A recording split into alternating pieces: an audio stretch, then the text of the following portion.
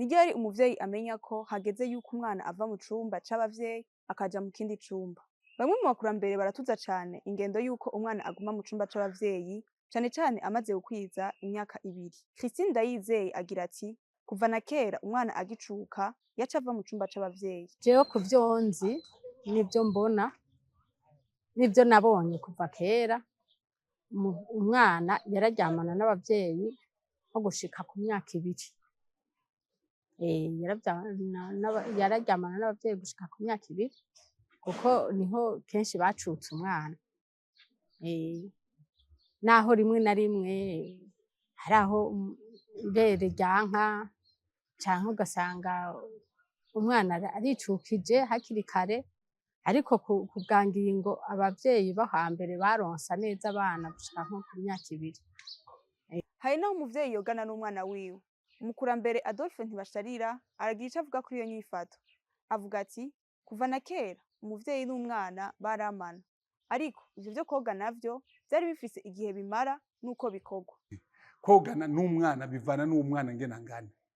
Nk'umwana atara ubwogero bw'abantu bo hambere yazana nyene koza umwana agashira ku bibero agashira ku mavi akamwoza hanyuma akamushira hariya umva bari ku maguru yiwe. Hanyuma ubu biraza mu ndero y'ikirundi umwana araregwa bakamuhereza amaze kubona ko umwana atanguye kuraba agiye guca ubwenge abantu bifise. Eka nico gihe cacu n'ubutifise abona ko umwana yahora arara ku buriri baramujana bakamujana akararana na barumunabe canke bakuru be bakamurarana se na nyina bakarara ukwabo. Mugabo batahafise baragumana, mugabo urabona nta bintu vy'amatara vyabaho. Bwije bavuye ku ziko wari umwijima bagende bararaba bakoresha igishirira aho baca. Umwana ntiyabona umubiri w'abavyeyi. Rero kuvuga ko ubu hari amatara hari iki, nta muvyeyi yokubahuka kwikura impuzu umwana abona. Nakamaramaza kuko ntawe woba utandukaniye n'igikoko. Kugumiza umwana mu cumba c'abavyeyi bishobora kuva ku mvo zishi. Umuhinga mu vy'inyifato, insanamitima, amagara yo mu mutwe no gukomeza ikibano ciza, Patience Nzeyimana arasigura ivyo tuma umuvyeyi atarekura umwana wiwe ngo aje kuryama mu kindi cumba. Kumenya ryari ku myaka ingahe umwana akwiye kuva mu cumba akagenda kuryama mu kindi cumba agatandukana n'abavyeyi biwe, ni ibintu biva ku bintu vyinshi.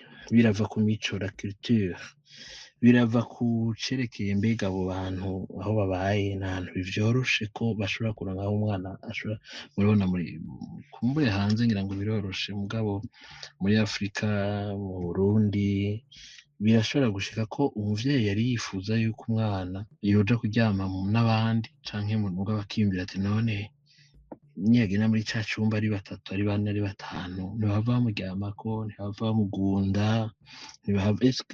mu vy'ukuri nshatse kuvuga ngo mbega hari ikibanza gishobora korohereza uwo mwana gushobora kwirarana wenyene, mbega niyirarana wenyene niyagira ikibazo mw'ijoro canke niyarira niyasonza nihagira ikibazo kanaka agira turi kure turavye n'izo mpuhwe z'abavyeyi. Nkavuga rero nti birava ku mico y'abantu, birava ku kibanza nimba gihari, birava kuri uwo mutekano. Mbega ahantu umwana agiye kuryama n'ahantu hatekanye, navuze icerekeye kumuryamako, navuze mbega niyakenera kuja muri toilette biramworohera, n'ahantu hashobora kumworohereza atogira ikibazo kijanye n'umutekano wiwe. Birava kuco bita développement émotionnel, gukura kwiwe, gutera imbere kw'agatima muntu kiwe, kwiko yiyumva, kwiko yifuza kuko ariko arakura, kuko ariko ariyumvira ibintu, kuko yumva muri we n'ingene yerekana ivyo yumva muri we imbere y'abantu. Ariko kandi biranava ku vyerekeye mu gifaransa ico bita habitude familiale, ingene musanzwe uwo muryango usanzwe ubayeho gute, iyo muryango waba muto waba munini basanzwe ari abantu bameze gute, bapanze gute. Umuhinga mu vy'inyifato Justin Mugisha aratwiganira ingene umuvyeyi akwiye kwiyegereza umwana wiwe atarinze kumugumiza iruhande yiwe cane. Umuntu ntiyereka umwana yuko amukunda kubera amwama iruhande, kubera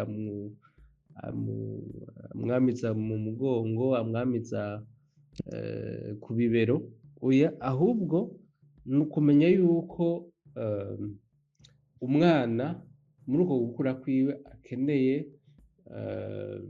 nuvuga nti yuko aronka ivy'umuvyeyi mugabo akaronka ibikenewe. Hariho ababivuze mu rurimi rw'igifaransa bavuga ngo umuvyeyi ni uwoba hafi humvikana, ariko kandi akagerageza kubana kure, hatari kure cane, donc akagerageza kutaba kure cane ariko kandi kutaba hafi cane, akareka umwana akabaho. Rero muri ivyo vy'uko abo bavuga bati twoba tumuhevye, ico ni ingene umuvyeyi wenyene ameze muri we, ico ni ingene wenyene yiyumva, ntaho biba bihuriye n'ivyo umwana akeneye, kuko umwana arashobora kuronka urwo rukundo, arashobora kuronka urwo rukundo rw'umuvyeyi naho bataba bararana, kuko aravyuka bakabonana.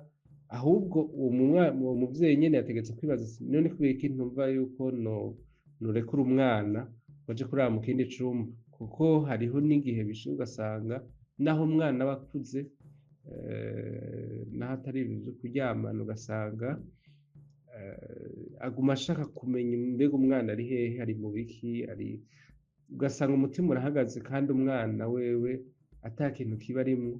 Nzeyimana Patience arasigura kandi ko nubwo hagera umwana akava mu cumba c'abavyeyi, hariho igihe umwana yategerezwa kuguma hafi y'abavyeyi, na ryari umwana yokwimurwa akava mu cumba c'abavyeyi.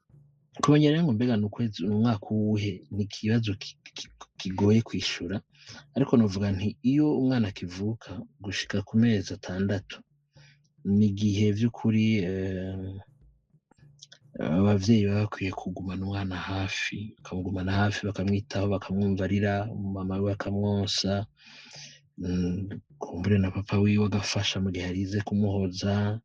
Ariko naho nyene si kenshi mu mico itandukanye, haba ino canke mu Burundi, muri Afrika canke hanze, basaba abantu ko umwana ashobora kuryama ku gitanda kimwe n'abavyeyi, ariko kumushira mu cumba kimwe akaryama hafi ni ikintu ciza kugira ngo ashobore gukurikiranwa neza uko bikwiriye.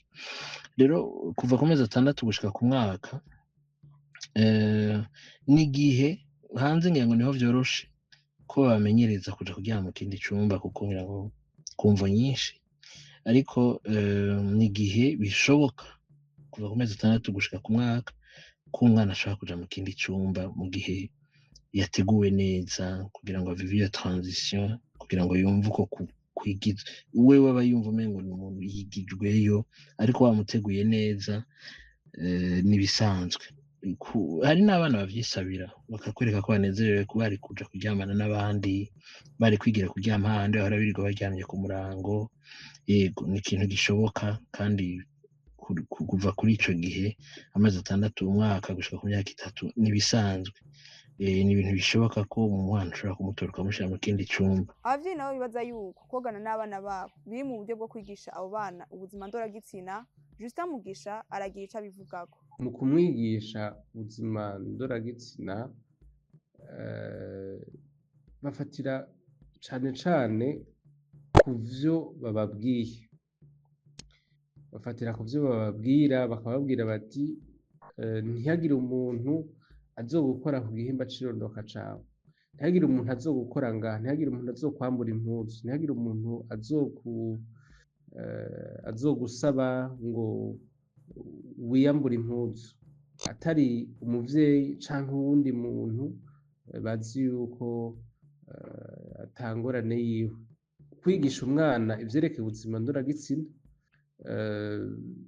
ahubwo vyofatira cane ku kiyago umuvyeyi agiranira n'umwana gusumba ivyo amwereka, kuko ivyo amwereka bishobora kumusigira kumuhahamura canke bikamutuma novuga nti yumva yuko kuko ivyo aba ariko aramwereka hari aho bitaba bihwanye n'ivyo uwo mwana aba ashobora gutahura.